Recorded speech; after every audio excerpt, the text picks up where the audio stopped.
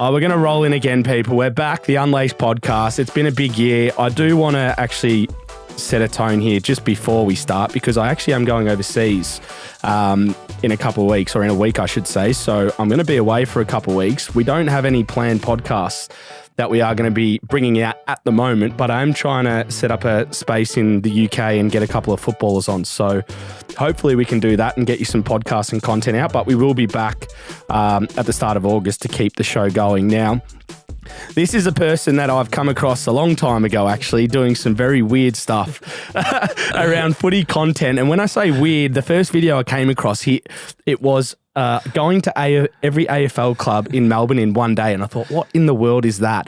And then I looked into this person a little bit more, and an absolute genius when it comes to content creation, and someone that's paving the way around YouTube, particularly across the AFL or an AFL focus as such. And I'm a big YouTube guy. So Caden MacDonald, mate, it's a pleasure to have you on the show finally. Jake, thanks for having me on, mate.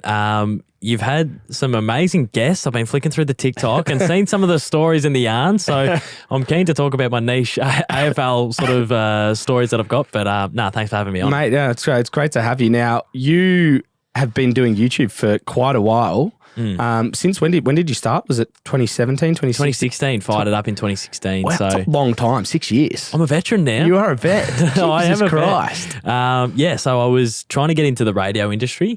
I did community radio in Geelong, did a bit of community radio in Melbourne. I went to radio school in Melbourne, which sounds like it's this magical place. What? Sort of like, I didn't even know there was such thing. Sort of like Hogwarts, but for but for radio people. Yeah. And then after that, it was the end of 2015, and I was like this 20-year-old who just went, I'm going to make it. Like, I've just finished my 6-month course that probably shouldn't exist, and it doesn't anymore, actually. Yeah. And I'm going to make it. I'm going to be Hamish and Andy. And then I applied for jobs all over the country and found out how tough it is to get into radio, and you need more than your 6-month certificate in radio school. Okay, so radio school's bunk. Yeah, exactly right. So then I was having a bit of a sook to my radio lecturer and was like, oh, I can't get a job anywhere. It's them, not me. What's going on? And he was like, mate, it's 2016 now. You can start a podcast. You can start a YouTube channel. There's no excuses. And Since then, I fired up the YouTube channel, made some really niche sort of AFL content, and just been doing it ever since. So loving it. It's funny you say that about radio, because I was just thinking, when you were thinking of going into radio, were you thinking of going in like sport heavy or just like general radio? Yeah, not sport heavy at all. Oh, right. So just general personality kind of stuff. Because I say you'd be more of a chance of that. AFL radio is fucking hard. Yeah, well, I just wanted to be Hamish and Andy. So right. Still a chance. Well, geez, it'd be nice. But I think they were dominating by 26. So I'm a little bit behind the run, mate. But yeah, just that larrikin, that funny. I loved like the drive slot on the Fox, like 4 to 6. Like the thought of being on, like working 4 to 6, talking shit was just so inspirational.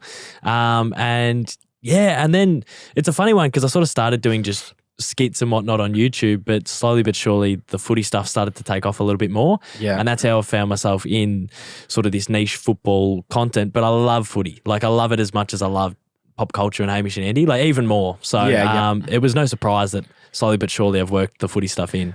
Now, it's funny you mentioned your love for footy, because one of the first things I wrote down when I was just prepping this podcast was like, I've got to talk about Caden's love for footy, because when I hear you talk about footy, it's like I've likened it to a narration of David Attenborough talking about the Wild. Yes. Because it's about the depth, the journey, the love, the correspondence. I'm just like, there's so much passion. And one of the pieces that I heard was like you talking about going to the footy as a kid, and I assume this is in a period where Melbourne weren't great, but you'd get on the train from Geelong, being a Geelong boy, come down, get off at Jollymont. You started talking about the record guys, the people building in. You'd get in gate 3, general ad, all this sort of stuff. And I like was in a trance. I'm like, what the fuck am I?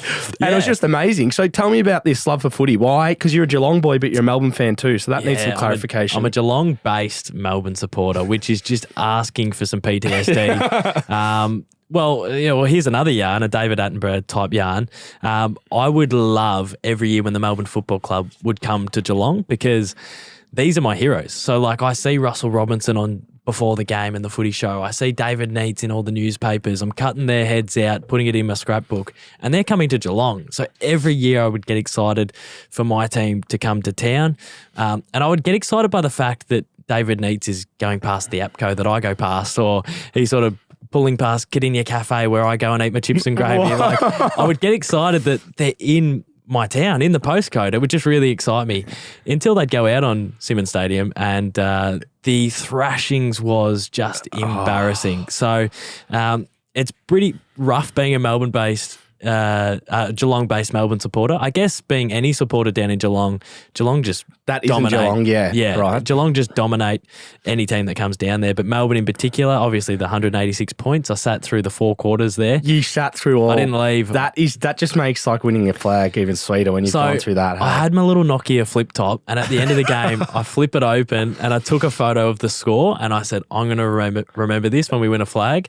I've lost the phone, so I don't have that memory anymore. Sentimental. But I've just loved footy growing up. My dad came over from Scotland. He was about 6 years old, got to the classroom in the western suburbs of Melbourne, and he's gotten to this primary school and everyone's going, oh, who do you go for? And he's looking around the classroom and there's red and blue streamers and balloons and stuff everywhere. And he goes, oh, I'm picking that team. And the reason there was like streamers and stuff everywhere was because it was 1964 and they had just won the grand final. And so Dad hopped on the bandwagon. Like, what a dog. He's hopped on the bandwagon.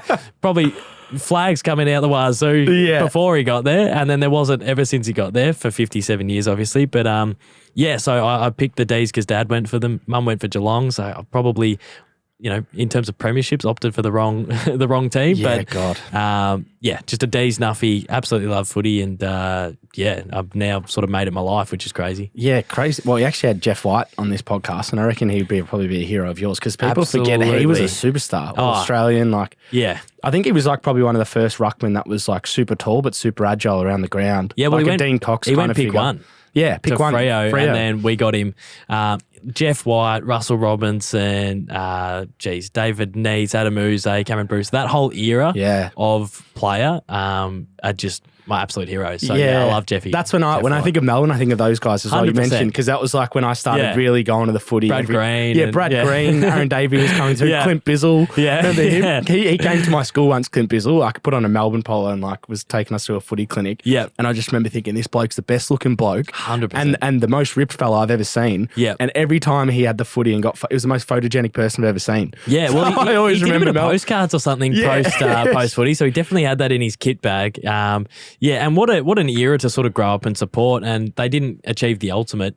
They had a very talented list for a long time there, and then the sort of 12 years preceding all those blokes was an absolute disaster. But hopefully we're out of the woods and happy days. Absolutely. Now, for those that haven't come across Caden MacDonald before, now as we touched on, I'm going to say you're a famous YouTuber in Australia because I think now you've probably paved the way a little bit in the sense that more people are doing AFL specific content, but I don't think anyone was doing it when you started potentially. But what's interesting to me is, I guess the market for it is massive, and you think there's not heaps of people doing it because you've got over 70,000 subscribers now. You've got a big following on socials in general. So I assume it's been a bit of a hard journey to get there. But what was the light bulb moment where you wanted to start doing it? So I guess like the catalyst was not getting a job in radio. So then I started the YouTube channel, but some of my early parody songs started to take off a little bit. And they were... I want to go into them too. I didn't know about them until today. I did not know about them until today. They were heavily inspired by The Footy Show and Lonely Island a little bit, just comedy songs. So they're quite catchy though. Yeah, they go. They're not short of a listen. Like they're fucking nearing 100K listens on Spotify. Have you heard them, Braden? Yeah. Okay. So maybe I'm the only nuffy that hasn't, right? So it's quite funny because I literally can't sing and I can't play any instruments, but I'm living my sort of Harry Styles superstar lifestyle vicariously through niche AFL songs. So it was the songs that started to take off early, and I started pumping them out, and slowly but surely I sort of do 1 or 2 a year. I feel like they're actually getting somewhat listenable, but if you go back to the 2016 ones, it's sort of like nails on a chalkboard style.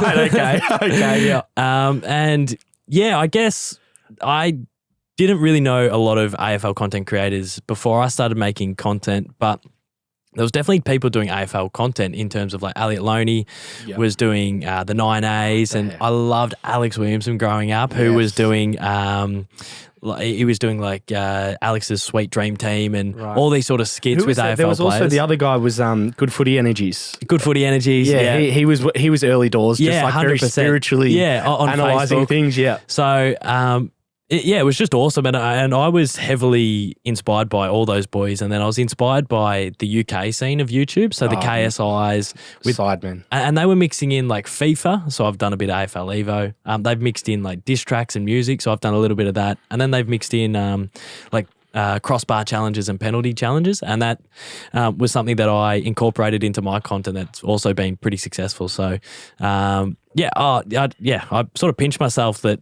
That it feels like there's a little bit of a wave coming of like AFL content creators, and I'm so excited to see it sort of like, grow and see where it's at in 5 years. And no doubt, like, people will come and go in the scene, and I'll probably be one of those people, but I'm keen to see in like 5, 6, 7 years that people that might have watched my content are really like pushing the envelope. Yeah, like you're the inspiration. I actually think it'll be better for you the more people that come in, because it's 100%. Driving more traffic to the space. Yeah. Which is probably going to increase, the numbers in general. I heard a Hamish Blake quote, which I've been quoting the last week, and it's a rising tide lifts all boats. Oh, there we go. Hey, Caden has How nailed good is that? Do you know what? Dill Buckley tried this on our... Did he say that one? Yeah, no, but it had absolutely dropped the ball on it.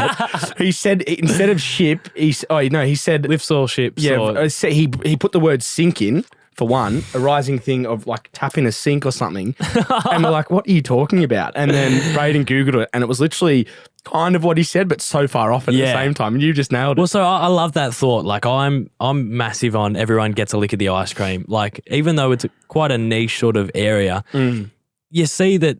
Like the Shep mates and Prime Train and the 9 to 5 boys do a little bit of footy stuff.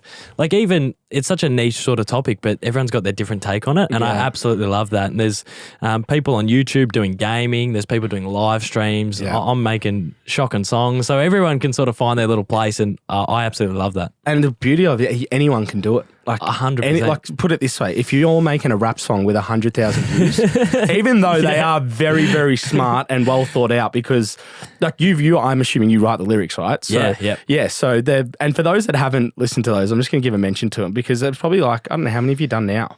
Or how many are on Spotify? I don't reckon they're all on Spotify. I've done about 30 though. 30 songs. Oh my God. I did a footy album in 2020. You've done like 3 albums. I did a footy album in 2020 called Christ. My Footy Dreams Never Come True. And it talks about how Melbourne are shocking. And one of the songs was I Don't Want to Play Ones, which is an album for Resi's footballers. There's a song called Back Pocket Plugger, which is like this sort of acoustic sort of rock song about being a Resi's footballer. So don't listen to them because they're shocking. No, but some of them are actually, so they're remixed on like some famous songs that people would know. Yeah. And you kind of use the hooks as like, you've kept them in, but then you've twisted just AFL language and carnage through it, which is hilarious. But what's fascinating for me, because I don't really watch, I mean, I watch obviously sport, but I don't really watch anything other than YouTube. Like that's all I have. Like if I don't pay for Foxtel, I don't do any of that. Yeah. I have Netflix and those things, but literally it's just YouTube. So I'm massive on that content creation. And I've only really gotten into this headspace in like the last 2 years, because I've watched it for so long, and I'm like, I'm spending all this time fucking watching it. I may as well just start making something or doing stuff.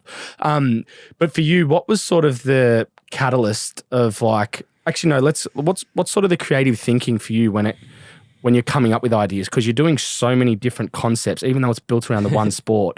So is it just things come to your head, or are you actually putting time aside to think about it? Nah, it's just things come to my head. Right. Like, and I have crazy ideas. So obviously there's, and it depends what sort of category. So there could be crazy ideas to do with a song. Like I'll hear a song and I'll be like, that's an AFL parody. Like for example, a song that I haven't used for an AFL parody, but this is when I was in my parody sort of mindset, was, can you remember that Drake song? Kiki, do you love me? Yeah. For a week, I was just singing BT, do you love me? And I was going to make this whole BT song, and I'm like, no, I cannot. Oh my God. Your brain is slightly backwards. Yeah, my brain is. I'm thinking Drake has nailed this song. You're thinking, how can I intertwine Brian Taylor? I was like, where's Drake's verse about BT. I really don't understand. So that is how my brain works. So when it's to do with songs, anything just inspires me. Every year I do like a sort of wrap up of the season. And they're a lot of fun to make. But then there's like other ideas to do with footy. I don't know. Like sometimes if I'm in my AFL Evolution mindset, which is sort of the FIFA game for AFL. Which I absolutely love this little sort of subsidiary you've built on that. Because you can watch every game and live it. So I often hop on this game and I don't want to sort of pot anyone's hard work, but the game's not the greatest game. When you play FIFA and NBA 2K, it doesn't compare. It doesn't compare, which is a shame. But I still love it, and I play it relentlessly. So I'll make my own character and be like, can Caden MacDonald save the Blues? And I'll just play like a game and a half with the Blues. I've done full-blown career modes where I'm doing press conferences after the games and like trying to get Collingwood the grand final. And then in my head, I've started like doing like specific player modes. Like I'll be Toby Green and Toby Green only for the game. So I feel like I'm Toby Green for the day running around. That's what I do in FIFA. So I just have so many AFL ideas. It's ridiculous. And you don't really want to crack open this mind. No. Yeah. You know what? There's so much of this because I'm very across this because I've obviously come from the soccer space. Yeah. And mate, like Twitch and FIFA, massive. It's a different world. Like people, like there's guys with 100,000 viewers like daily just playing with like a career mode with a player. There's people who are professional esports FIFA players. Yeah. I want to be a professional esports AFL Evo player. Yeah, if there's a market, there's got to be. There needs to be a better game I first. might make a comp. Yeah. Fire up a creative comp. Seriously, let's just do it. I don't know if anyone's ever asked you this because I've never really heard you speak about it, but what's the process of like a vlog for you? Like, are you doing weekly? What's like the process leading up to the drop and the planning, like everything? Because you do all your own editing, right? Yeah. Which to me is crazy because I can't. Oh, it's ridiculous. I've tried to edit and, geez, it's hard. Yeah, so kudos, Braden, by the way, to you. I've been doing weekly vlogs recently just because I've been up to so much. So I've been obviously doing the potty out of Producy, the Goes Alright potty. So we're getting guests and Dill Buckley's floating around and Goz is floating around. So I've been doing a lot of sort of weekly vlogs to do with that because my weeks are a lot more exciting. Like day in the life kind of stuff? Yeah, for sure. But I also do AFL vlogs where I go to AFL games and just vlog my experience. Right. And it can get a little bit awkward when I'm like in the stands going, oh, Jack Viney's lining up. And everyone's like, why is this 26-year-old man talking into his camera? But now that they've got a bit of momentum and I just love doing them. It's the easiest thing to do to whip out the camera and just document my day at the footy. And some of the best comments that I get is people saying like, hey mate, I'm in the US. I haven't been to the MCG in years, and seeing the ground from your perspective, seeing you like in at the food aisle and you in it finding your seats, it gives a whole different sort of look at the ground. Yeah, it's like real life, right? 100%. And that was heavily inspired by the UK. Spencer Owen or Spencer FC would vlog his days at West Ham and going down to like the Etihad and all these sort of stadiums. So I was like, it'd be cool to do that for the AFL. So for those sort of games, I just take my little Canon camera. I just bring it out when a moment happens and sort of react to it in real time. And it's quite funny. We're looking back after a day. Like I'll be like, oh, the D's are flying, and we're up at quarter time. We lose by 50 points or whatever. But so much fun, and it's so cool to sort of look back over the last few years because I've got footage and evidence from 2017 onwards of every D's game I've been to. Jeez. So it's weird, like to look back, and it'll be like the end of 2018 and I'm saying we need a full back and we get Stephen May the next year. It like tracks the storyline of like being a D's nuffy. So those vlogs are some of my favourite to do. Yeah, they're the ones that probably I liken to you with David Attenborough because it's like this in-depth, it's like a journey, isn't it? From start to finish, like the bloody cheetah hunting the prey. It's like you going to the footy to start, getting the meat. Clayton Oliver's the prey. And Right. That's right. But even through lockdown, I think a lot of your content around the D's went really well too because like no one could go to the games, but you still kind of had a fan experience via you of like what people were like probably at home, which no one was seeing anymore. Yeah, well, so over lockdown, so I've done this for sort of 3 or 4 years now, but I only do it for D's away games. I used to do it for every Friday neutral game. I live stream my reaction to the footy, so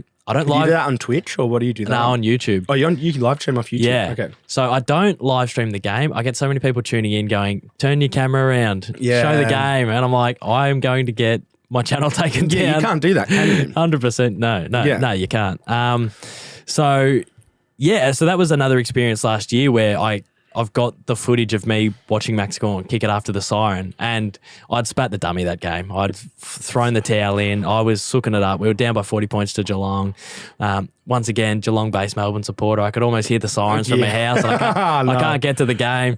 And I'd full-on spat the dummy, and I was excited by the comeback, but I'd sooked it up. Yeah. And then in the end, when Max Gawn marks it, I was like, Jesus Christ, he's gonna do it, but he's had this shaky sort of kicking action directly in front, slots it through the middle, and then I just left the live stream running to go and hug my dad. So it's just me watching. I'm like, Maxie gone, and then people on the live stream just see me leave. I just walk out the door, hug my dad. I was like, yes, unbelievable. So. Those live streams are so much fun. That real fan interaction, like you're seeing my 3 hours and 20-minute reaction of the D's game. I would love for those to take off because they're so exciting to I love watching live sport. Like people, Barstool Sport's great at it, and then I love Barstool. Yeah, mate, this is the greatest thing. Yeah, it's the greatest thing of all time. Yeah, I just saw a video today of a Nets fan going nuts because KD's asked for a trade, and he's sitting at his desk. He's like, "Why can't we just be fucking normal?" It's just golden, bro. It is. I resonate with it so much. But when you go to D's game, are you like famous now in the sense of like, because I don't know. I mean, for AFL, you're quite singular in this space, but then you're demons. There's no one else doing on the scale you are. So I assume you're as famous as Petraka walking into the ground. I like to tell myself I am. I'm not sure that's the case. So look, it's unbelievable the community that I have built, and it's made going to D's games so much better because it feels like a family now. Yeah. So I was going to D's games by myself for a long, long time. Like we were winning 3 games a year. And my mates were sick of me dragging them up 3 trains to get to the MCG just for us to lose by 80 points. So I ended up having to go by myself, and I'd be like this 80-year-old looking man because I'd have the Triple M in my ears, be sitting there with my footy record going, come on, can we win today? But now it's like I can hit people up that are D's fans that I've connected through doing my content and go with them. So awesome. It just feels like a real family vibe. It feels like like for me to go to a D's game feels like a local footy club. There's so many familiar faces. And yeah, it's just an amazing experience. So yeah, I love it. Awesome. What's the most fulfilling aspect about the YouTube stuff for you? Like what is it that I guess when you've posted the video, or is it the feedback? Is it the process? Is it the creative? Is it the freedom? What for you do you love like about it most? It probably is like the community, 100%. Like going through the messages, and it's stuff like, and this might just be like a nothing comment to other people, but it'll be like, unreal, I've just knocked off school, I've got footy training in half hour, and you've uploaded like a 10-minute video, like elite. And something like that, it puts me straight back to when I was like 15, 16. And Thursday nights is usually when I upload. And that's because when I was at school, when I'd knock off on a Thursday, I felt it was the weekend. Yeah. Because Dad would get takeaway on a Thursday, sort of reward us for the week. On the Friday, everything was more chill. I think I had PE on the Friday. Yeah. The footy show was on, so I was allowed to stay up later. So it was like the last class on a Thursday, I was like unreal. Like the week's finished. Yeah. And yeah, the footy show and stuff like that, and like sort of shows to watch after school was what I was looking forward to before I went to training. So to think that to some people out there that it's like that's what they're looking forward to at the end of a week or at the end of a Thursday, and then them commenting that, yeah, it makes the whole thing so worth it. Absolutely. Now, when you talk about like the community, I'm assuming obviously the fan base, but the subscribership, which is incredible numbers. But how, for you, what's been like a key factor? Obviously, you've got great content and creative ideas in a niche space. Yeah. But what's been some of the key sort of aspects to, you know, growing that community and growing that subscribership? Just consistency. Yeah. So everyone says that. It's amazing. Well, especially on YouTube, but I've made like over 700 videos, but you know, some of them are privated and whatnot, and they were so old and they didn't really suit my channel anymore. So I think there's 600 on the channel as we speak, but I knew that like it was going to take 600 videos. Like I was under no illusion that, it wasn't one parody that was going to get me to 100,000 subscribers. It was going to be 30 parodies and 200 vlogs. And so I was aware that it was going to take that process, and I just knuckled down and I was like, well, I've got nothing else to do. I'm not going to uni. I'm barely... Radio school's not working. Radio school's gone and done and dusted. That was unbelievable. There's only so many radio schools you can go to. Yeah. So I was just sort of accepting of the process, and I knew that my content would look okay in 600 videos as well. Like I was sort of like, say I was at video 30, I was like, well, this looks and sounds shit and the editing sucks, but that's okay because video 31, it looks and sounds a little less shit than video 32. So yeah, I'm pretty proud of like the body of work that I've done, and yeah, it's the consistencies, like and that's something that I was aware of as well. Not every video is a banger, and I was okay with that, because once again, I started to think back to Hamish and Andy, like not every talk break was a banger. They had 2 hours every day to fill. So some of their stuff was like just for that day, and then it was forgotten about. So I started to sort of think of my videos like that, and slowly you improve the editing, you improve the on-air sort of performance, and now I'm at a place where like I'm sort of happy with most videos that come out, but there's still the odd one that sucks. I love it. Yeah, but I think one of the big parts, and probably you can speak to this more than anyone, for anyone that's creating content, the biggest part is sometimes just hit and upload and like getting content out. For sure. And because you're probably like, some people try to be I'm a big perfectionist, and in this space I've tried not to be, because I think it's reverse engineered a little bit. It's like you kind of just got to run with it, put yourself out there and then get better.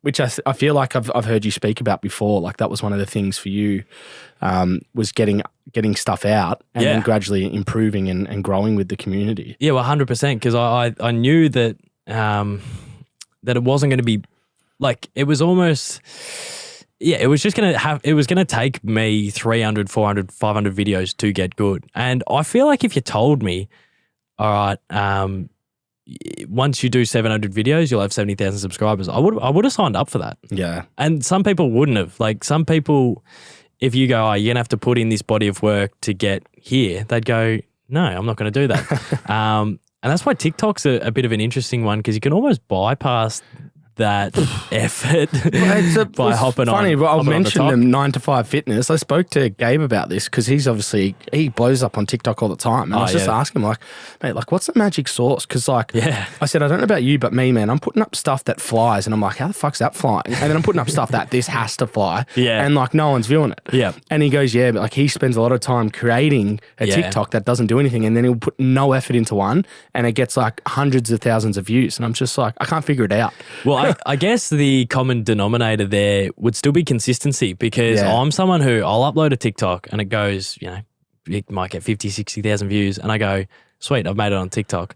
But people like Prime Train and your 9 to 5, they're so good at, like, that won't even be their one TikTok for the day. They're doing 2 or 3 a day, and they're all getting those views, and then they're doubling down the next day. So it's consistency. That's all it is, really. There you go, people. The bottom line. You're right. But they're so active, those guys on there, which is great. Like they're very responsive to like comments and bang videos up on it. Like just little things like that, which I almost think with this, like, and I've had this view, and this is probably one reason why I haven't fully gone into it yet, because I don't want to disrespect the industry. I feel like you have to go all in, like in a sense. Like it's very hard to balance, like for some people, 9 to 5s or even careers in other fields, unless you have a chunk of time you can allot to doing this. And because it's a lot of effort is what I'm trying to say. Like it's not as quick and easy as people think. Yeah, well, I would say that me filming and editing is like 10% of my week, if that. Yeah, oh, really? Yeah. Like So, but then again, to sort of counter that argument, I would say one of the best things to do is to keep it as a hobby as long as you can, because then it's just a free hit. It's like, I'm working my 9 to 5 at Rebel Sport, but tonight when I get home, I'm going to do some live streaming, or tonight when I get home, I'm going to whip up a video. So it stays fun in a sense. It's fun. It's the thing you're excited to do after work. And then when that starts to take off, it's like, oh, cool. Like maybe I could make this into something, but keeping it sort of fun and as a hobby is something that I'd sort of recommend to a lot of people as well. Okay. One of the latest kind of trends you've done, which I love, because you kind of combine the elite, the professional environments back to the community footies. You've been doing some trips around the country or around Vic country, I should say, to watch some of the former footy stars play. And it's like you're instantly in the community. You're drinking cans with the team after the game. You've got them on interviews. I'm like, mate, that looks like it's a lot of fun. Yeah, that has been amazing. That's all been set up through Carlton Drafts. So, has it really? Yeah, Carlton Drafts. Shout out Carlton Draft. Love them. Get around them. Yeah, great beer. They've been, so they contacted us and said, so they've got the Carlton Draft, which is like former AFL players have been sent out to communities that were sort of decimated by COVID, and the footy club didn't run for a couple of years, and they're putting on this big day for them where the AFL player comes down and sort of he plays a game for them, but also sticks around for a function and whatnot. Okay. So they sent us to those games. That's amazing. We got one more to go. Who have you seen so far? Who can you reel the names off? We went and saw Eddie Betts, which was like 3 hours away, which was sick. Yeah. And then Dale Thomas was in Nil, which is like not that far away from the Adelaide border. Okay. Went up and we stayed the night in Horsham that night, and that was just one of the all-time great nights. Hidden gem. The Horsham Royal was shout out. was unbelievable. And then we went down to Terralgan to watch Jared Ruffhead. That's right. So we got Nathan Jones to go, and it's just been so much fun. Like, I love going to the local footy. Like when I was growing up, I would always go and watch Torquay Tigers play, and they were sort of my heroes as well. It was like, these are just knockabout local footy players, but they're full forward of the Torquay Tigers. I absolutely love these blokes.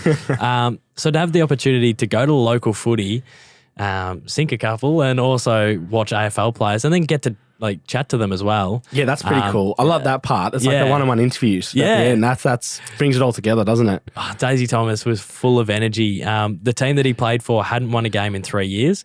That's ridiculous. He came up and they won by 2 points, and it was just absurd. I saw the dressing room actually. It was like they won a grand final. It was, yeah. Everyone was going nuts. We probably should have stayed at Nil. We went an hour back to Horsham, but that was still a pretty good night. Ladies and gentlemen, just a quick pause in the episode, which I hope you're enjoying with Caden, to give a thanks to our sponsors, Manscaped.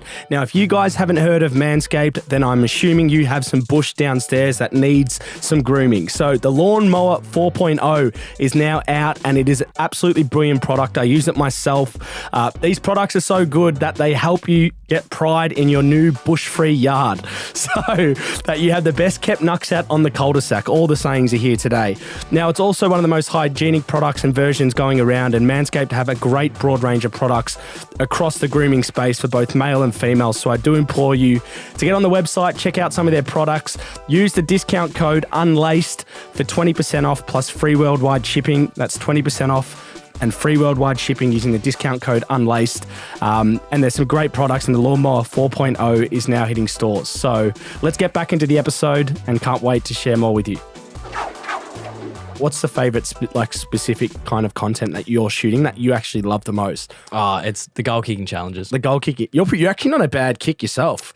Don't watch the last couple. Yeah, okay. Yeah, you have your days. Yeah. I've seen some. I've sort of forgotten.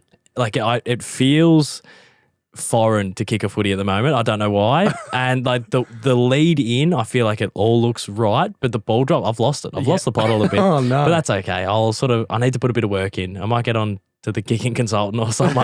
Yeah, he's a jet, that bloke. Yeah, maybe prime train, maybe a program or something. Yeah. But I think Gabe needs one. Well, he beat me. We had a goal kicking challenge. Must hurt. and not just beat, he dominated. He dominated, wow. put a lot of goals on the board, and I just couldn't buy a snag. So, my favourite content is the goal kicking challenges. It's usually with a bunch of mates as well, and it's just so much fun. So we all get down there, we all take the piss. There's pressure. It doesn't seem like you see on camera, it's directly in front, 20 metres out, but there's pressure behind the camera. There's pressure that the camera's on. Yeah, there's future pressure too coming with all the views that you come to. So there's almost the MCG watching if you sort of crunch the numbers. Absolutely, actually more sometimes. I mean, North Melbourne not getting those views. So there is a lot of pressure. That's the excuse that I have. Yeah, that's a good point. But yeah, so much fun. So much fun to edit because I love going back and watching and creating little edits out of the boys missing or myself missing and whatnot. And then they get bang for buck on YouTube as well. So I know that they're going to be seen by people. So I'm excited excited to get them done. So absolutely. So from a YouTube perspective, who are the YouTubers that you love that you watch a lot of? Because you mentioned a few names, but I'm just interested to see. Well, growing up, it was Joe Weller. Do you know Joe Weller? I do. Yeah, I think he was the first one that had a fight with KSI. It was, yeah. He was hilarious. He had like the internet melts and all these sort of funny sort of series. KSI, I've always gotten around. Emil Heskey. I love him. Yeah, so good. Those FIFA series. I was massive into the Australian scene, like Elliot Loney, Josh Wade, Alex Williamson, Frenchie. Yeah. Love all those boys growing up. Definitely big sort of inspirations in the Australian scene. And now I've been getting around a little bit of, I got into David Dobrik before he got cancelled and now doesn't upload. Yeah. And then a little bit of Logan Paul. I like Logan Paul's podcast. I really love it, man. I'm a big Logan Paul fan. Yeah. Even just for like, I think he's so smart. So like what he's doing, I always look at with like more depth than like, oh, he's just rich and young and making moves. Like, I think he's really calculated. Yeah. Like he just signed for the WWE today. Crazy. And I'm just thinking, like, what the fuck? I'm like, what a genius move. That's probably going to be his biggest moneymaker. They're huge. Yeah. Yeah, I'm massive on him. And then through that, I watched like heaps of Mike Malak and all those guys. His vlogs are very good. Yeah, he's just good. Like he's just you can tell he's a natural. But yeah, I'm big on the UK YouTube scene. Yeah. And obviously the people who watch that would probably know Sidemen. Yeah. And yeah, Sidemen, I feel like there's a little brewing Sidemen here with a couple of the content creators. There is. Around the AFL. You guys have joined up, Prime Train yourself, we have. Mates, yeah. 9 to 5 Fitness, who've been on this podcast before. So where did that start? So I had done a footy golf challenge with Prime over the summer, and the minute he rocked up, I'm like, this guy's a rock star. Yeah. Like he's bigger than some AFL players in like stature and obviously people knowing him. Do you know what I mean? He looks like an Adonis. He's got the flowing mullet. Yes. He's a beautiful man. Yeah, he's photogenic. So I did some content with him and I absolutely loved it. And I'd sort of seen the 9 to 5 boys over the summer, and then I'd seen the Shepmates a little bit over the summer as well. And from there, Prime's done content with 9 to 5 and whatnot. So I had them on my podcast, and Prime was coming down for a bit of a kick. So we decided to do that goal kicking challenge where I couldn't kick the side of a barn. Right. I couldn't hit the side of a barn. Is that one of your most viewed podcasts? YouTube? It will be. Like the run rate at the moment is very, very high. So it should continue to tick over. We went down to Westpac Centre, down where the Pies train, and just had a day where we filmed the TikTok skit with the Shepmates. Yeah, that was gold. The umpire. The umpire. was golden. That's gone crazy on TikTok. Like the views that is mental. And then my YouTube video has like exceeded a lot of views, and like the views that I thought it would get. The thought straight away was like, the chemistry's there. We love it. Like, should we make a group? And we're gonna. So is there more strategy and like thought and planning to it than just those 1 or 2 videos that we've seen? So now we're sort of knuckling down and trying to create like the page and create everything and fire it all up. So it's legitimate like Sidemen kind of vibe. Will it be, is it going to be more than just footy, or is it going to be I think so. Yeah. Because I feel like you guys are at a point now where you've got the fan base that you could probably branch into other things and still get viewers, because we got people that are attached to the personalities, not just the footy aspect, I guess. Yeah, and we got like a lot of ideas as well. And so we are going to make a fist of it. We're going to give it a crack. Fuck yeah. That's awesome. And it really excites me. And the days that we have shot content before really excited me, because for a couple of years there during COVID, I was literally sitting at home trying to make footy content, but football isn't in this state and no one can leave your house, and like you can't do goal kicking challenges and I can't collab with my mates. And I was just doing it by myself for a long, long time. And it was killing me. I was going, oh, this absolutely sucks. Yeah. So the thought of going up with like-minded people and creating content and sort of bringing everyone's own ideas but also audiences together really, really excites me. And it's some of the funnest days I've had in YouTube doing stuff with those boys. So yeah, absolutely. So did you know all them personally, or just kind of connected because you're all in content creators? Just connected. That's just what happens with this world. Yeah. Which is awesome. So much fun. And it was Prime that I probably saw before the other boys. So I connected with him pretty early, and then saw that he had done stuff with the other boys as well. And Right. once again, with the rising tide lifts all ships and whatnot. There we go. He's nailed it twice now. it definitely does feel like that. Yeah. So it just gets me excited knowing that there's other people in the space doing stuff and everyone's doing something different. And like the talent that the Shepmate boys and the 9 to 5 boys and, Prime has, it's crazy. So. I had a conversation with Tommy Sheridan about Shepmates because we all do some work with Dabble. Yeah. So anyway, I said to Tommy, I'm like, fuck, mate, we've got it all wrong. He's like, what do you mean? I'm like, mate, we're fucking talking. We're trying to hunt down guests. We're talking to people for hours on end. Braden's editing his life away to put out content. These bastards are just doing commentary without even speaking and blowing up. Is that? They're not even using their voice. They're just got expressions for like 15 seconds and they're fucking skyrocketed. Yeah. I'm like, the world's backwards, mate. But they're geniuses. They are. And what's so exciting for them is that they're funnier. Their expressions and whatnot when they do the commentary is hilarious, and that's why it's so successful.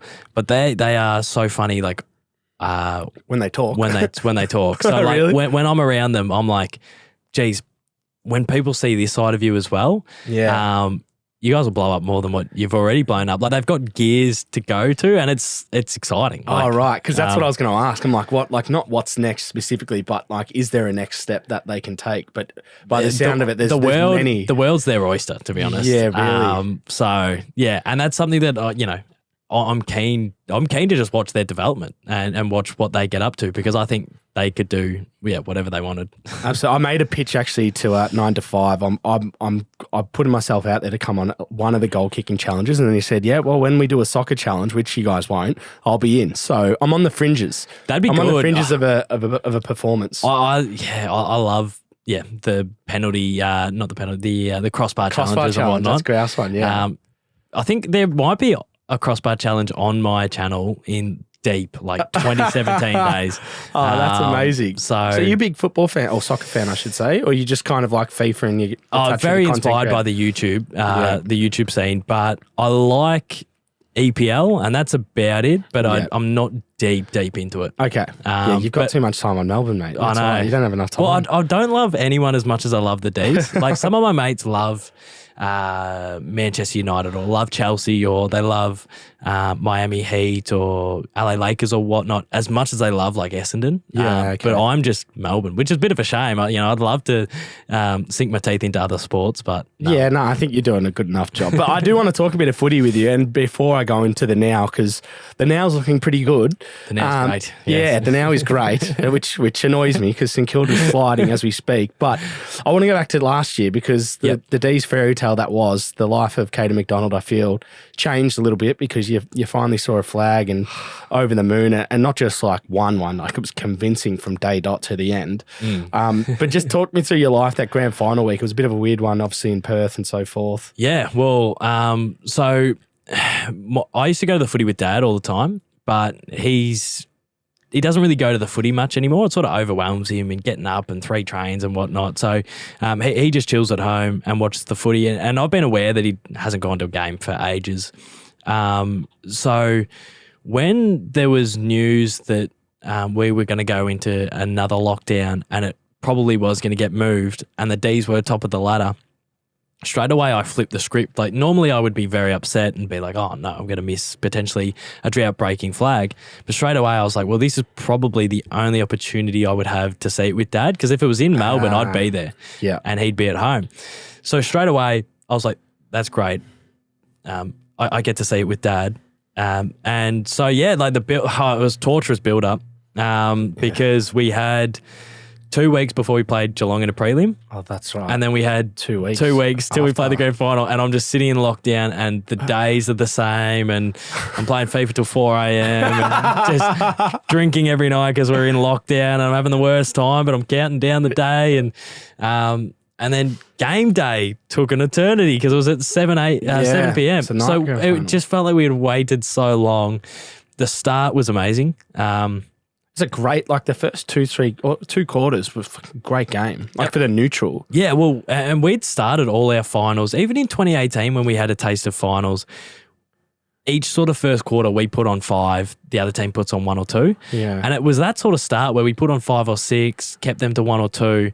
And I thought they might get back in it. But what the Dogs did in that second term blew me away. They got in front by like 12 points or whatever at half time. Kicked like 3. It was like, just what's going on? And the Bonds as well was getting involved. And half time I felt okay. We were down by about, I think it was 2 goals. But then Johannesson takes a hanger, kicks one. And then sort of, it was really tough for like 8-9 minutes. And then Bont snaps one and they're up by like 20. And I just went, I can't believe this. Like, we've waited so long. It's been the big build-up. This is 5th on the ladder. I know the Dogs probably were the best team throughout the year before they dropped off towards the end. But I was sort of looking going, this is 5th. This isn't even like, Yeah, correct. And then Petrarca, his second half was crazy. Ate it, didn't he?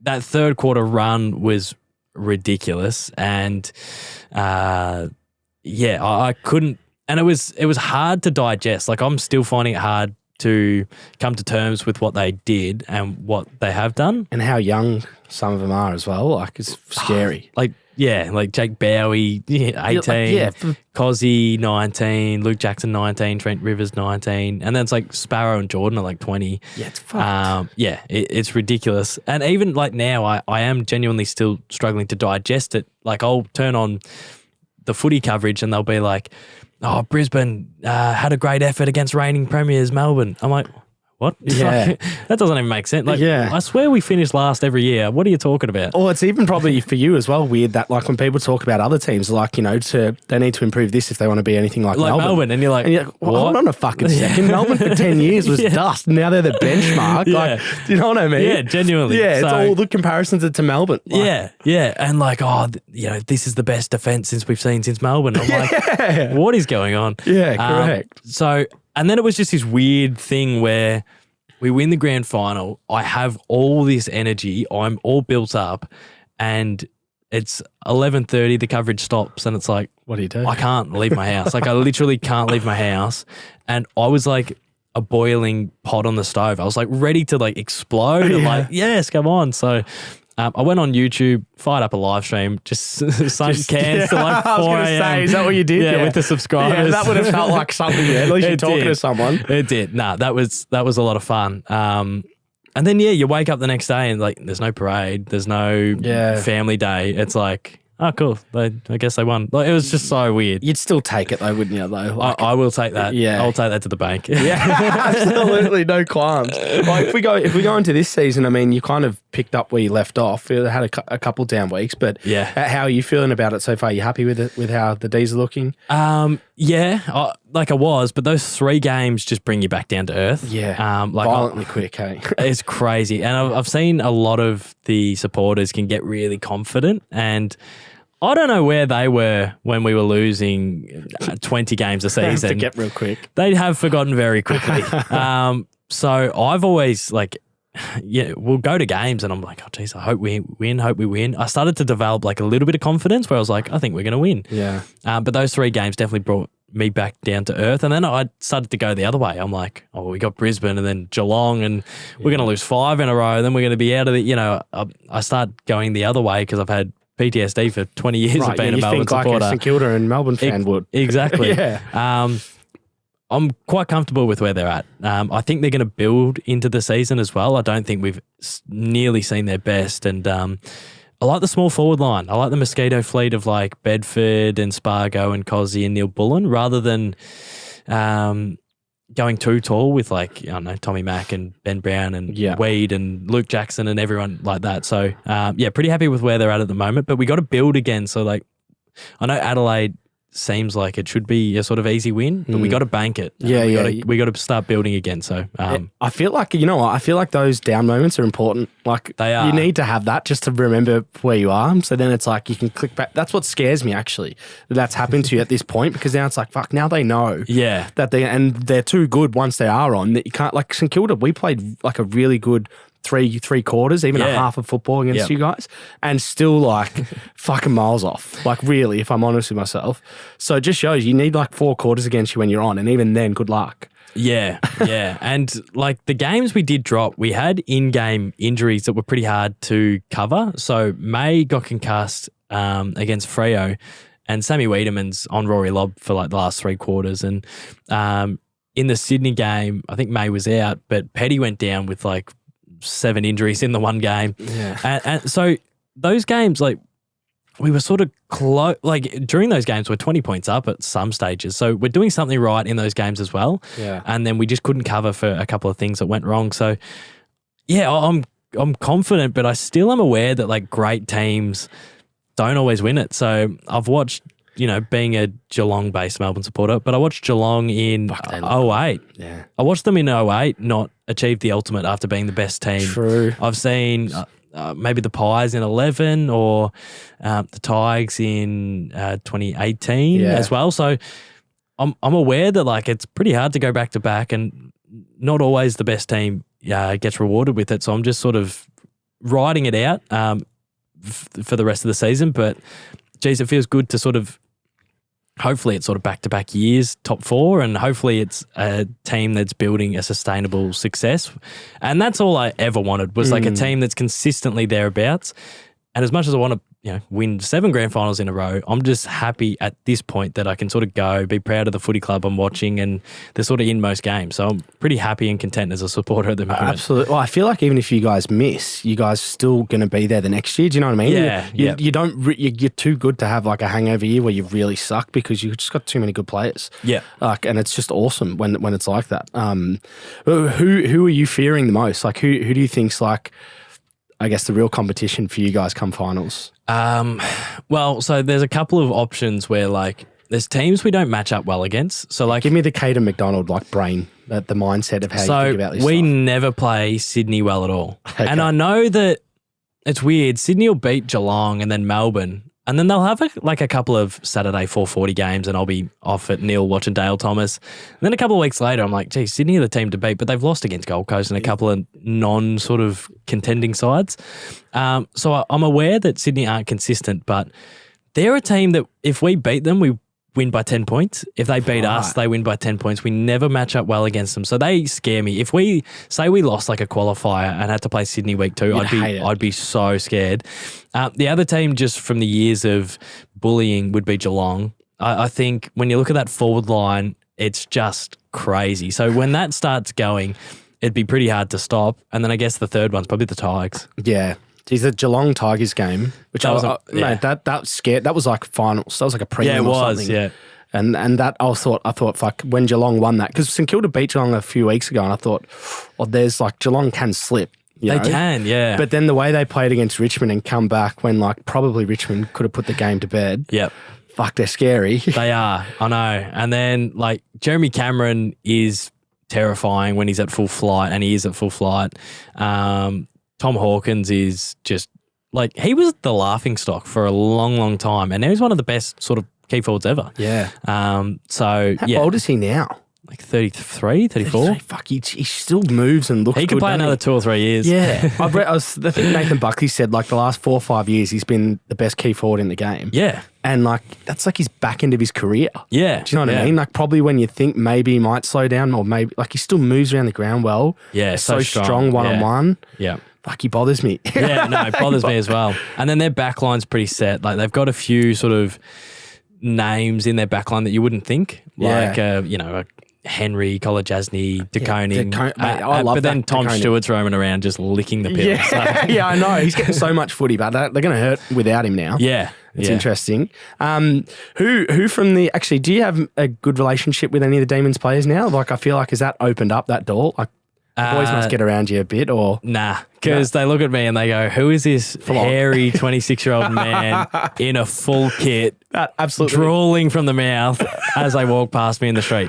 No, yeah, there's been a few of the D's lads. So I've done content with a few of the D's boys, and there's been a couple that that I've been able to keep in touch with. So I'm just going to name drop and flex here. Please do, because I want to ask about if there's been any cool interactions as well following that. So Jack Viney's the nicest bloke I've ever met in my life. Really? And he scares me.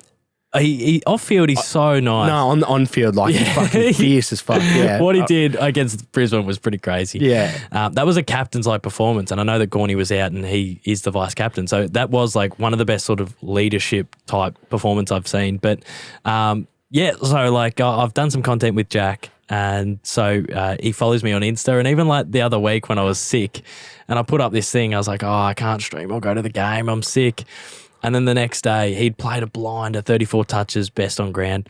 And because I am a nuffy, I just message him. So I love it. Straight to the point. I was like, well done, Skip. Played unreal last night. And then he just replies, thanks, Caden. Hope you're feeling better, mate. Oh, that's awesome. And I know You'd take so much away from that, wouldn't you? Oh, 100%. Yeah. And I know, like, other people tuning in are like, what is this loser doing? What a loser. And I am a loser, but I love that stuff. And I think he knows, like, you know, I've been a member for 21 years, and little interactions like that make my absolute life. So it's crazy. I can't kick the fact that they're Melbourne footy players out of my brain. Like I'll do content with them and they're just the nicest blokes ever. But to me, it's like he's wearing the jumper of Russell Robinson and he's wearing the jumper of David Neitz. And these are like heroes. So, but most of the D's boys that I have met are just unbelievable. Is there anyone in the D's squad that would make you nervous? Like starstruck, kind of? I mean, by the sound of it, all 22. But yeah, well, geez.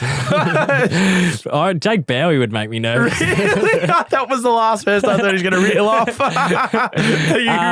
You really are a duffy. I think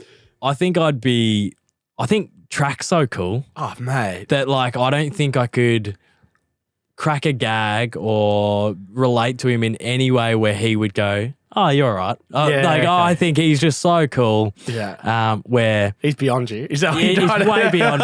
He's out of my league. Yeah, that's right. Yeah. To a point where I would be nervous being in his presence because I'm like, I don't have many levers to pull here to relate to you. You're just a superstar. So I think track would be probably the most intimidating. Is can we actually, because it's relatively new, the Clayton Oliver deal?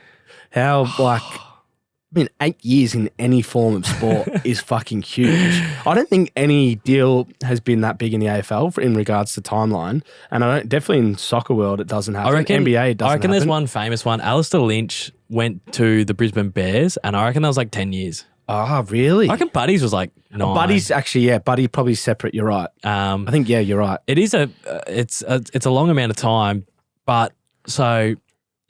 no offense to these people as well, but I grew up when I was 15, 16 going to the MCG and I was watching Geordie Gisberts, Viv Mitchie, Michael Evans, like these sort of players who were my heroes, but I'm watching Geelong fans go to games and they're watching Gary Ablett Jr., Jimmy Bartel, Tom Hawkins, Joel Selwood, and I was going, that's crazy that your club's been around for 150 years and you're watching the best ever Geelong players right now. And I was so envious and jealous while I was watching. And these were my favourite players, like your Ricky Pettards, your Viv Mitchies, all these blokes I loved, but they weren't the best demon players ever. Yeah. And now I get to go on weekends and watch Clayton Oliver, like Christian Petrarca, kind of people, Max Gawn, who are three of the best Melbourne football club players ever, and I'm starting to slowly taste and experience what Geelong supporters have experienced. Richmond supporters like Trent Cotchin, Jack Rewald, Alex Rance, Dusty Martin.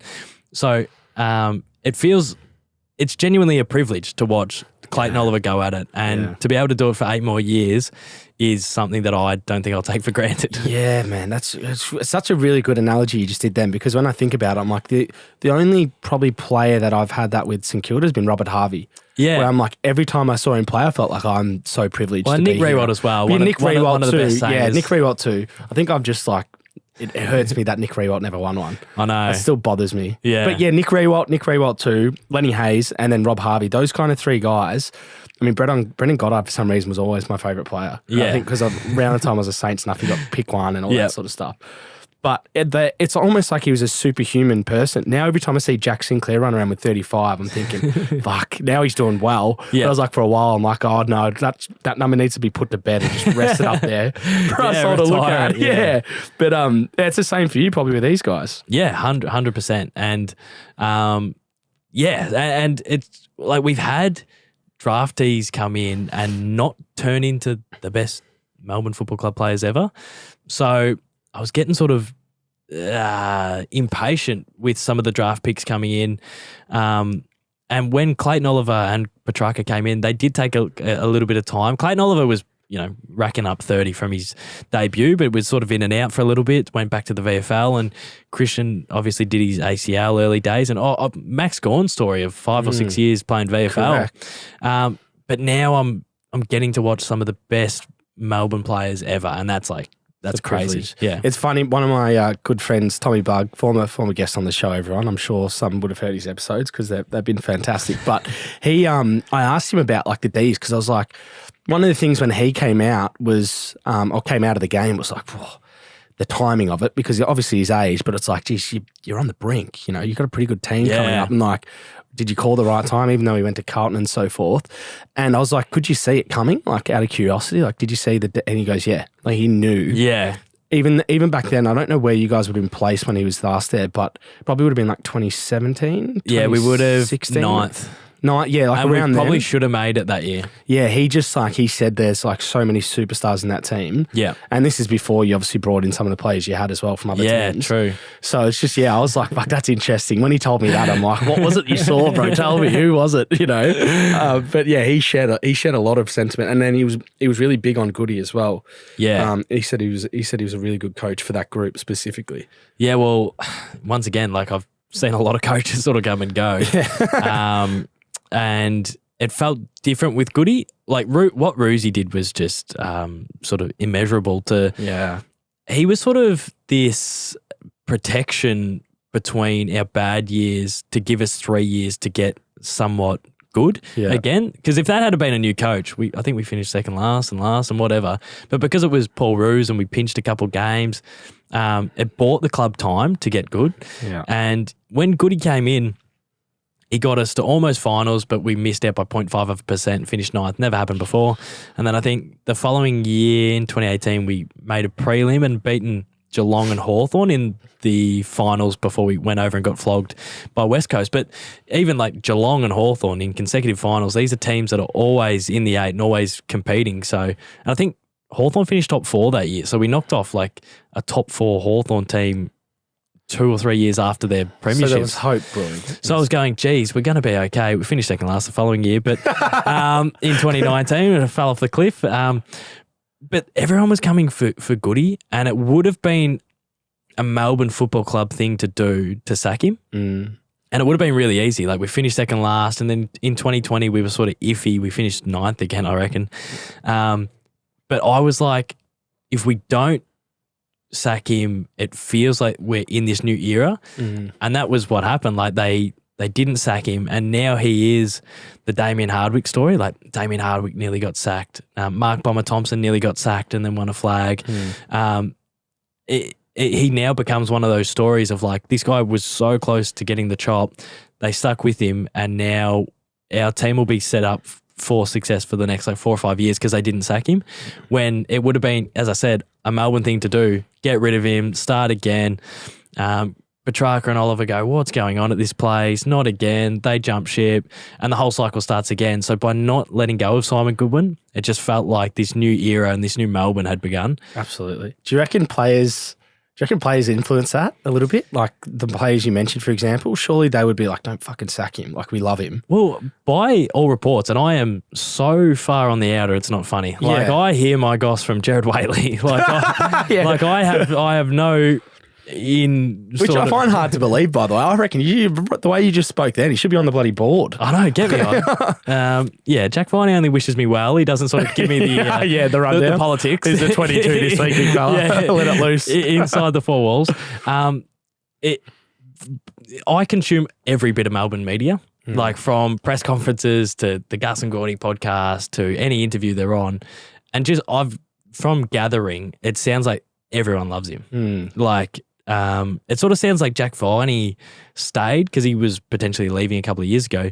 It sounds like the influence of Goody is the reason like all these boys are on board, and I love that he coaches from the boundary line. Yeah. I just love everything about him. And he's so measured as well. He never gets upset, never gets angry. And that was a criticism. Like, your team's battling and you're not showing any emotions. And he goes, well, it's really not my job to show emotions. It's my job to pull levers to get us out of here.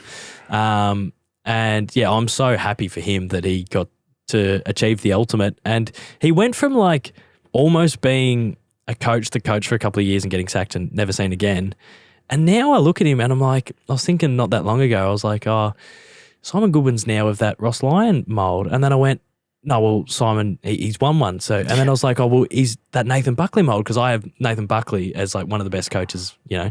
I'm like, no, but he's won one. And then I'm going, oh, well, now he's like in the Chris Scott mould. Like, it's crazy that sort of 1 year he's going to get sacked and never seen again. And now he's like a premiership coach who can coach for life if he wants to. It's just correct. I think that's why we love sport, because it's like it can change. Don't get me wrong, it can change for the worse very quickly, but it can change for the good too. Yeah. So it's like when you see people triumph like that when they're almost down and out, it's kind of why you love it. Yeah, the rally, like the feel good story. Comeback. Yeah, the comeback. And Melbourne's was probably prolonged for about 15 years because you guys were rubbish. But that again makes it sweeter in the sure. end. I want to put you on the spot though, because I know who you're going to say is going to win the flag, because you can't not say Melbourne. But top four, who, if we're at the halfway point roughly, but who you go on your top four? Because you're big on your predictions. Yeah, I hope that the D's finish on top. If they don't, I'm not worried. Like, I feel if we make the top four, like the Tigers won it from third and Hawks won it from third a couple of years. So I won't be too stressed if they don't finish on top, but I hope we do. I hope we can have like 2 good years where we finish on top. So I'm going to go D's, Cats. Jeez, what are the Lions doing? Yeah. The Lions for me, they probably couldn't. I just think in finals they just bust. I'm going to say the Lions. I'm going to say D's, Cats, Lions. Imagine if it was D's, Tigers qualifying. I'll say Freo. Freo, yeah. D's, Cats, Lions, Freo. Okay, there you go. From the man himself. Blues just short. I'm hoping for a Tigers Blues elimination final, MCG on the Sunday, 90,000. That would be beautiful, wouldn't it? Hook that into my veins. Absolutely. Do you have the Saints in the 8, out of curiosity? You know who I still can't read, and I have a lot of friends there, but Collingwood, I just can't, like, they keep winning. I reckon they could fade out. I'm like, are they going to slide yet? Yeah, I reckon they could fade out. Period, and they've got a tough end of the season. They've got Carlton and Melbourne in the last couple of rounds. Okay. I reckon they'll just miss out. But yeah, well, I feel like it's St Kilda or Collingwood that would miss out. But then it's like Gold Coast, Port, like all those teams. I think Richmond are currently outside of the 8. Yeah. I think so. It's moving. It's a moving fucking top or bottom. If you look in 3-week patches, it's like it all changes. Yeah, correct. Yeah, Saints were top 4 for like the first 8 weeks. And I was like, here we go. What made me laugh is early days this season, Melbourne have won 17 in a row. And on my Twitter, which if you just want to ruin your mental health, log on to that app. But on my Twitter, people are saying, who have the D's beaten? And I went, well, we're reigning premiers. So we had, and we've won 17 in a row over 2 seasons. So we've beaten someone somewhere in that run. Yeah. But who have they beaten? And then it was like this big game against the Saints. And it's like, oh, here's their first challenge of the top 4 team. We won by about 6 goals. Absolutely. And now sort of a few weeks later, it's like that game that was the big proving point for the D's. It's like the Saints aren't in the top 8 anymore. Yeah, it's like forgotten. And like we've beaten Richmond and Bulldogs, who are now sort of in the 8 as well. But like earlier in the season they weren't, so they didn't count as beating top 8 teams. But now so it's such a weird backwards year. Yeah, but that makes it exciting though. I kind of like it because I think when was it? There was a couple of years ago. Someone was just blitzing the comp, and it was just Richmond Tigers. Yeah, I don't reckon they won the flag that year though. No, they didn't.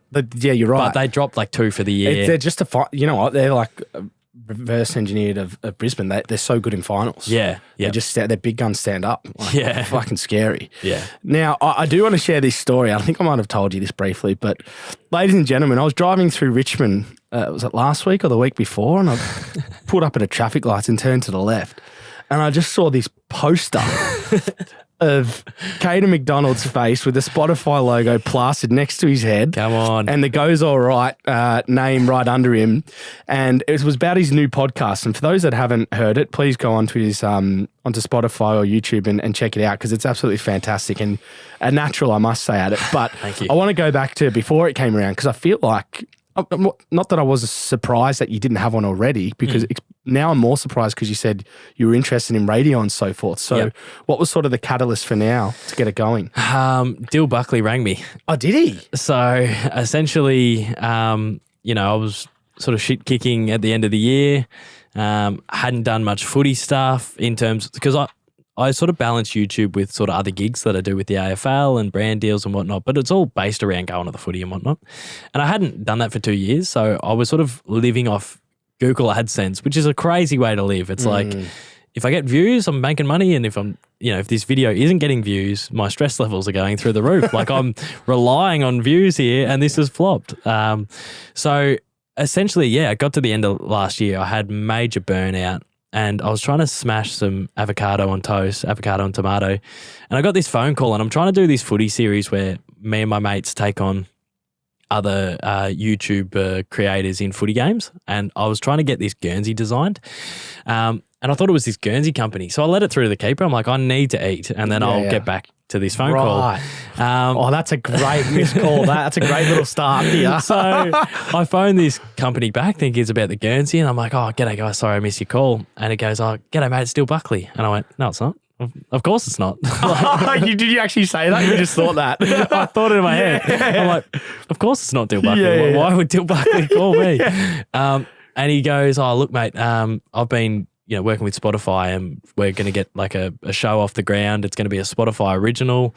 And if you're interested, just, come up for a chat. So, he sort of orchestrated it all and it's been the easiest thing ever working with Producy out of Dill's studios and working with Spotify as well has been super, super cruisy.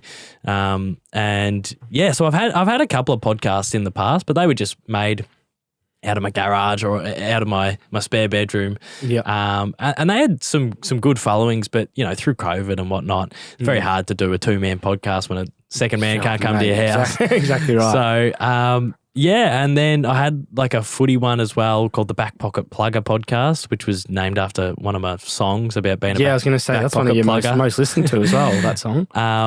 And so this just felt like the natural progression, like to come up to Melbourne every week, have access to players and interview them, but also talk a bit of footy in sort of a bit more of a professional environment than my spare bedroom. It's a dream come true because I've been trying to get into radio. So I've been absolutely loving it. And Spotify sent an email and said, oh, we're going to put some posters out.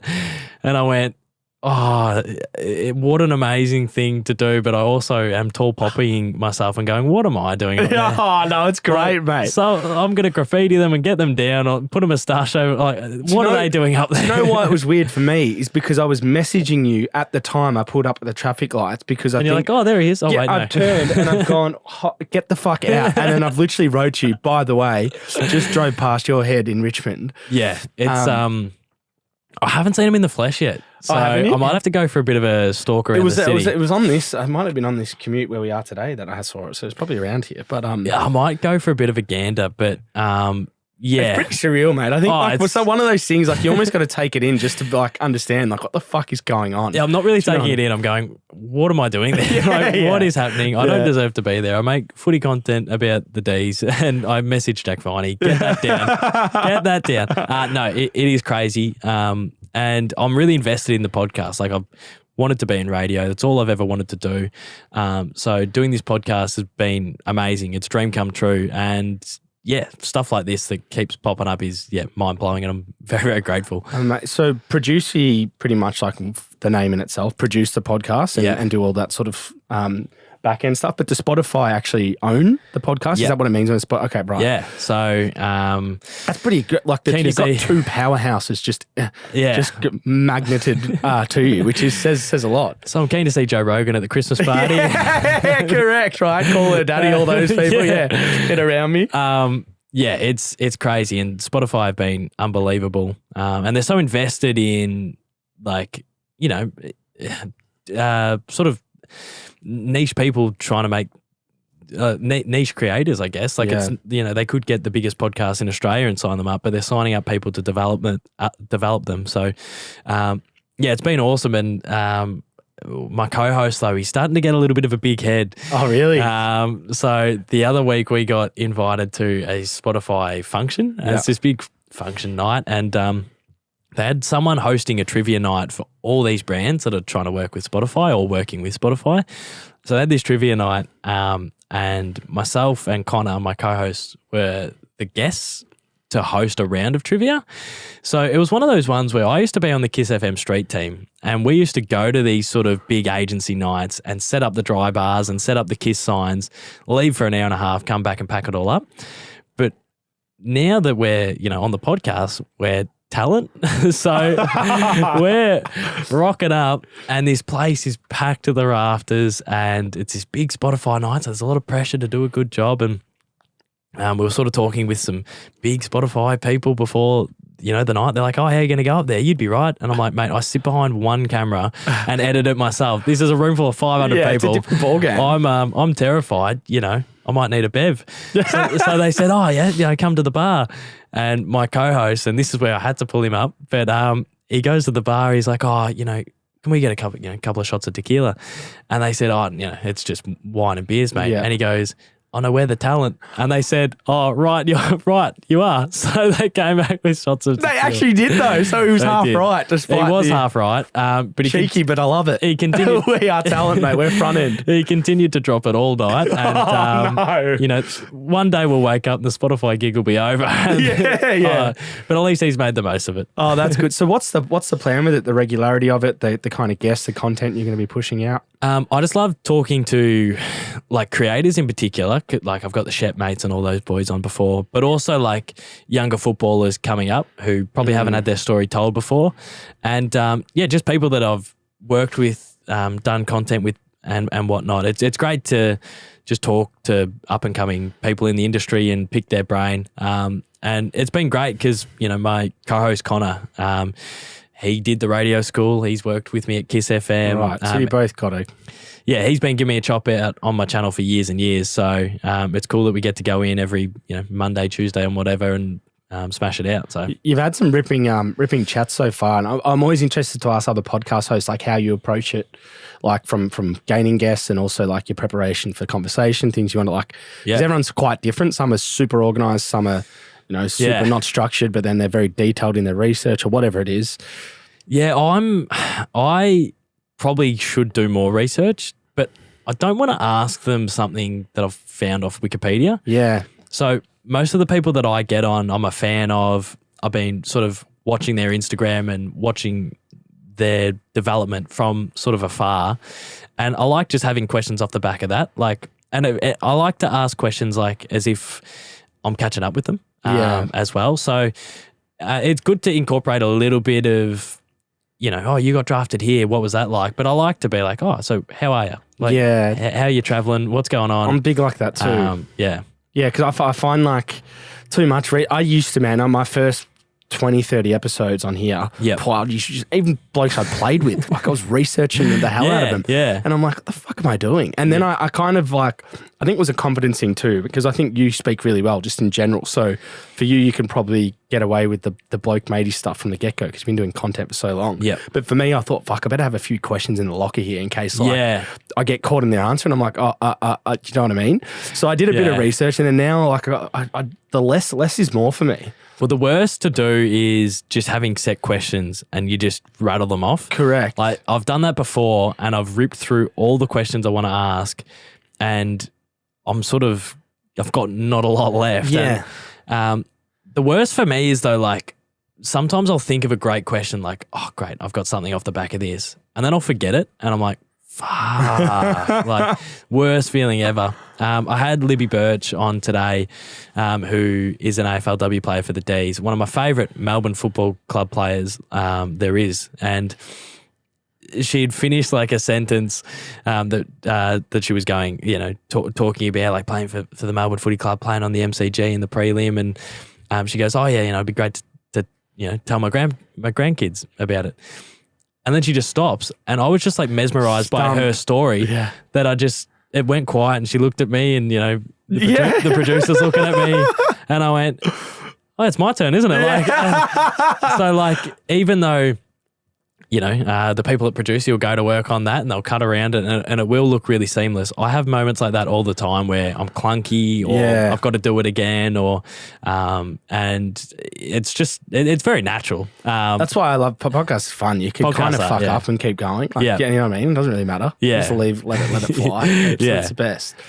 So yeah, I've absolutely loved it. And I just want to, I felt a little bit of pressure with it because it's like, got the Spotify name and it's sort of backed by Dill Buckley. Yeah, what have you? Yeah, actually a really good point. How do you feel with it all? I don't. So a lot of people have been like, oh, you've made it.